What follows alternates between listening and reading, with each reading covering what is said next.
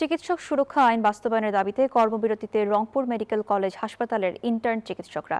এই বিষয়ে বিস্তারিত জানাতে আমাদের সঙ্গে যুক্ত হচ্ছেন সহকর্মী সুজন আহমেদ। সুজন, জানাবেন যে ইন্টার্ন চিকিৎসকদের কর্মবিরতির ফলে রোগীদের দুর্ভোগের কি চিত্র সেখানে দেখতে পাচ্ছেন এবং কথা হয়েছে কিনা তাদের সঙ্গে, বিস্তারিত বলবেন।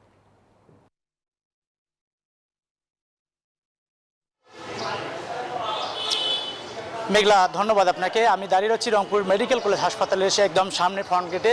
আমি যদি আপনাকে বলি যে গতকাল যে একটি রোগীকে নিয়ে কেন্দ্র করে যে তারা স্বাস্থ্য সুরক্ষার দাবিতে কিন্তু অনির্দিষ্টকালের জন্য ধর্মঘট রাখেন, সেই ধর্মঘটে কিন্তু আমরা এখন পর্যন্ত জানতে পারছি যেটা কোনো ইন্টার্ন চিকিৎসক কিন্তু আজকে আসেনি, এখন পর্যন্ত হাসপাতালে আসেনি। আমরা যেটা দেখছি যে রোগীটা ভোগান্তির যে সৃষ্টি হয়েছে। আমরা এখানে একজন আমাদের রংপুর 1 আসনের সংসদ সদস্য আছে, তার কাছে জানতে চাবো আসলে এই যে আজকে যে মেডিকেলে ধর্মঘট করছে আপনি এই বিষয়ে অবগত কিনা।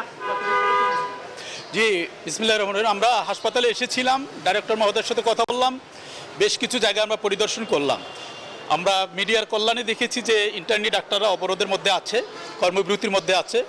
আমরা আশা করব তারা যেহেতু সেবক, তারা দ্রুত তাদের এই কর্মবিরতি থেকে ফিরে আসবে, জনগণের সেবা দেওয়ার জন্য তারা কর্মে নিয়োজিত হবে। এটা মাননীয় সংসদ সদস্য বলছিলেন যে তারা কিন্তু খুব দ্রুতই তারা চলে আসবেন বলে তারা জানিয়েছেন। আমরা এই পরিচালকের সঙ্গে কথা বলে দেখছি, তারা কিন্তু আজকে এই বিষয়ে মিটিং করে এবং তদন্ত কমিটি গঠন করবে। এই ছিল রংপুরের গঙ্গাসা থেকে সর্বশেষ তথ্য। ফিরে যাচ্ছি স্টুডিওতে। মেঘলা। সুজন, আপনাকে ধন্যবাদ।